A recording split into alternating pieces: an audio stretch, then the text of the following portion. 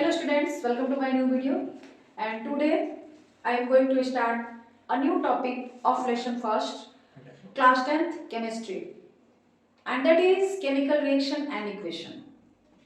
And today our topic is chemical equation. Clear है?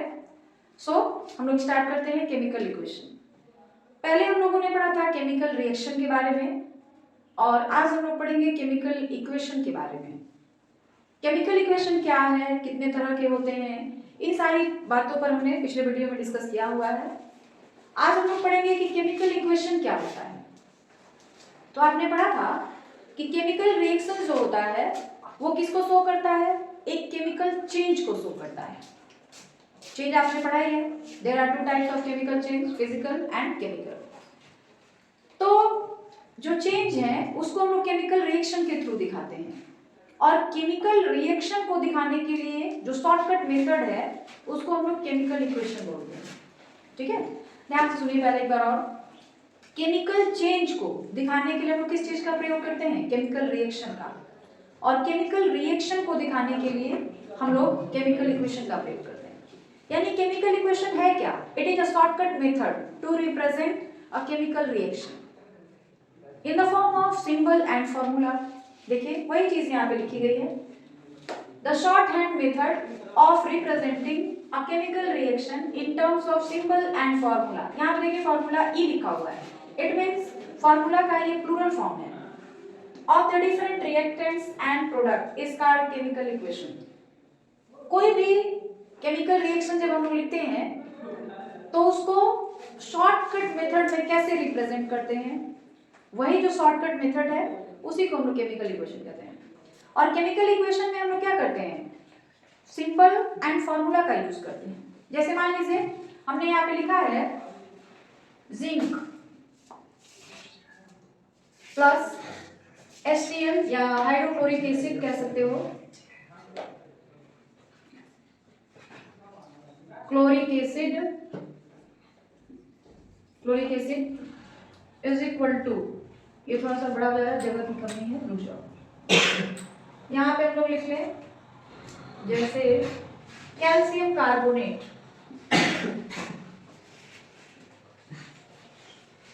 इसको हमने हीट किया, यहाँ पे हीट का सिंबल दिया.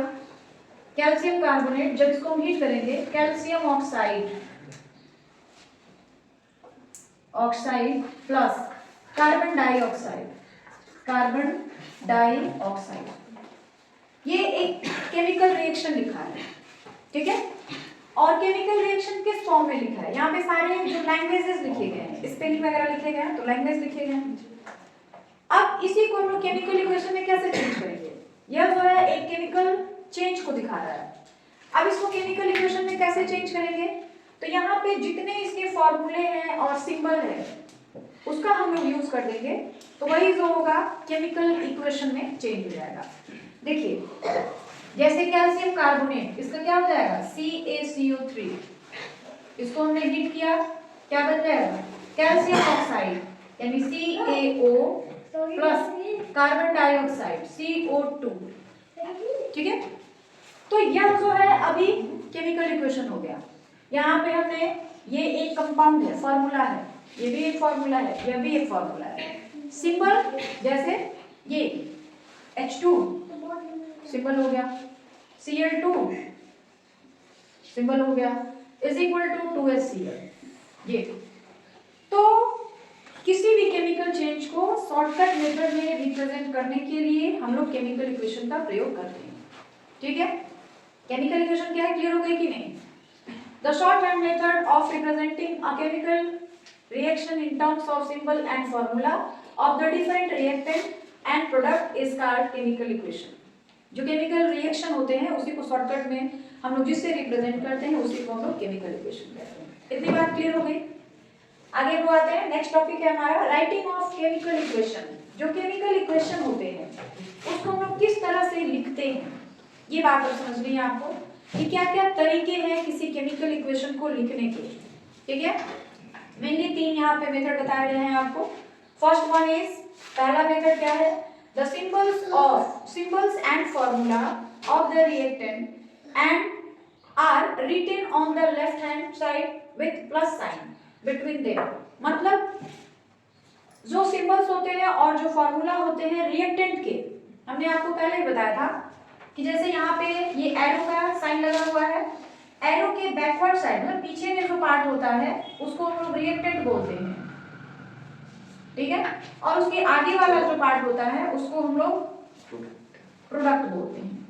तो वही चीज यहाँ पे लिखी गई है कि जो रिएक्टेंट होते हैं उनको हम लोग किस साइड लिखते हैं, लेफ्ट हैंड साइड। देखिए यहाँ पे लिखा गया है on the left hand side with plus sign between them. जो रिएक्टेंट होते हैं उसको लेफ्ट हैंड साइड में लिखा जाता है और उनके बीच में प्लस का साइन लगा दिया जाता है। जैसे यहाँ तो एक ही रिएक्टेंट है आपके पास, लेकिन यहाँ पे दो रिएक्टेंट है, हाइड्रोजन एंड क्लोरीन, इन दोनों के बीच में देखिए प्लस साइन लगा हुआ है।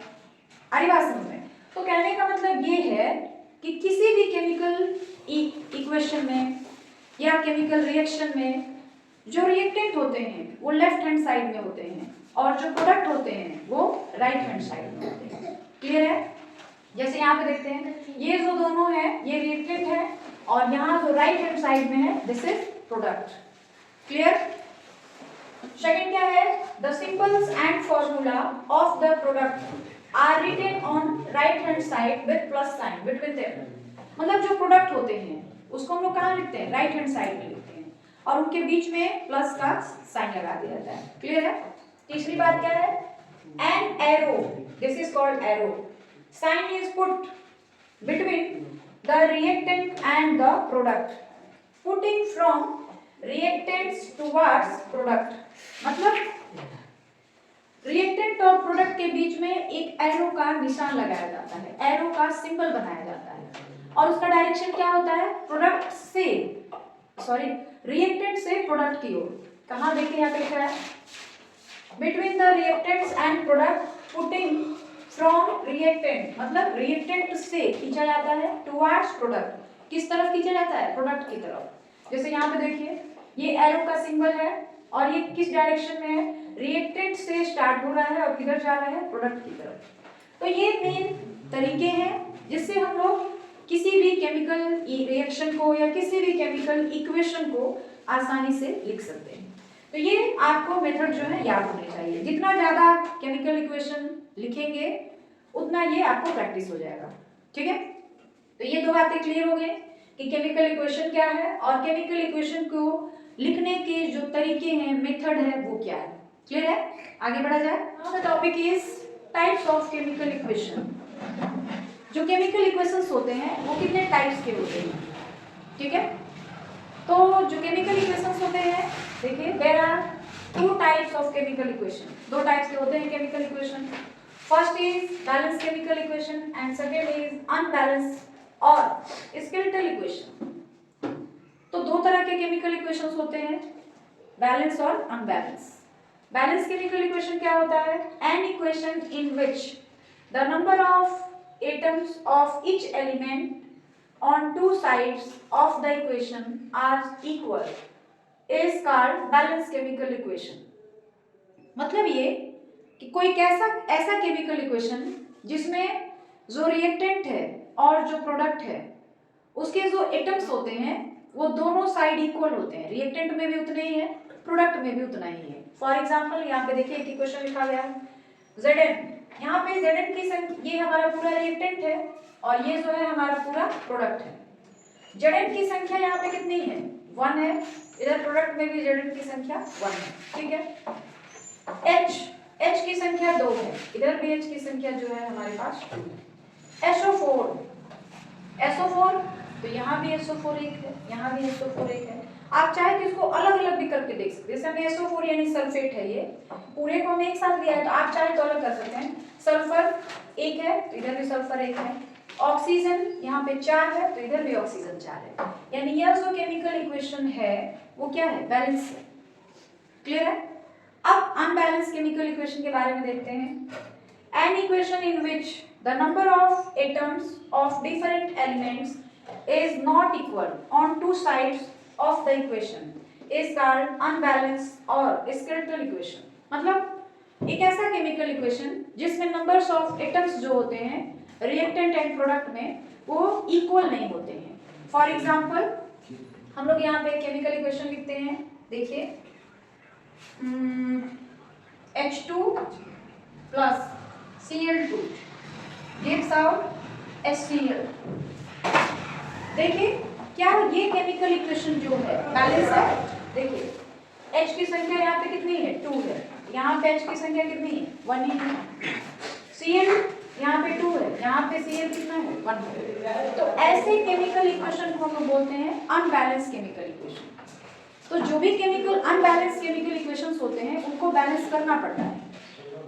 H की संख्या 2 रिएक्टेंट में और क्लोरीन की संख्या भी 2, लेकिन प्रोडक्ट में H भी 1 है Cl भी 1 है, तो दोनों को 2 करना है तो हम लोग यहाँ 2 से इंटू कर देंगे। अब यह जो केमिकल इक्वेशन है वो क्या हो गया बैलेंस हो गया, लेकिन जब यहाँ 2 नहीं था तब ये केमिकल इक्वेशन क्या था अनबैलेंस, ठीक है। तो यहाँ पे जो इक्वेशन लिखा गया है वो अनबैलेंस केमिकल इक्वेशन, आप इसको यहाँ 2 लगा करके बैलेंस कर सकते हैं, क्लियर है। तो ये थे types of chemical equation. There are 2 types of chemical equation, balance chemical equation and unbalance chemical equation. तो क्लियर हो गई सारी चीजें, कोई दिक्कत, आगे बढ़ा जाए। The topic is balancing of chemical equation. अभी हमने पढ़ा कि जो केमिकल इक्वेशंस होते हैं 2 टाइप्स के होते हैं, balance chemical equation and unbalance chemical equation. तो जो अनबैलेंस केमिकल इक्वेशन होते हैं उसको हमको बैलेंस करना पड़ता है, बनाना पड़ता है। तो वही चीज लिखा गया है। बैलेंसिंग ऑफ केमिकल इक्वेशन का मतलब क्या है, means making the number of each element equal on both sides of the equation. मतलब ये है कि जो केमिकल इक्वेशन लिखा गया है उसके जितने भी एलिमेंट्स हैं उनकी संख्या दोनों तरफ क्या हो इक्वल हो, लेफ्ट हैंड साइड में और राइट हैंड साइड में।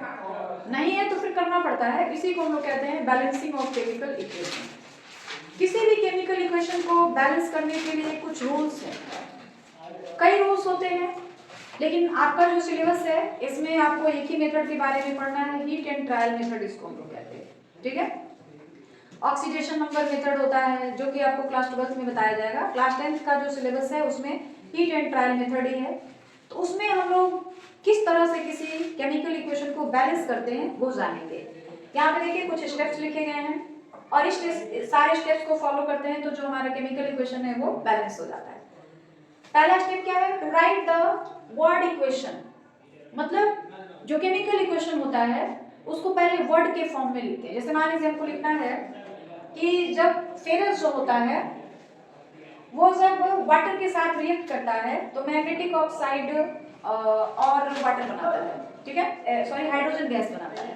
तो इसको पहले हम लोग वर्ड के फॉर्म में, वर्ड के रूप में लिखेंगे। जैसे देखिएगा, इसके लिए हम एक एग्जांपल ले रहे हैं, आयरन प्लस स्टीम। स्टीम लिखो या वाटर भी लिख सकते हो, क्योंकि वाटर और स्टीम दोनों का जो फॉर्मूला होगा वो एक ही होता है H2O।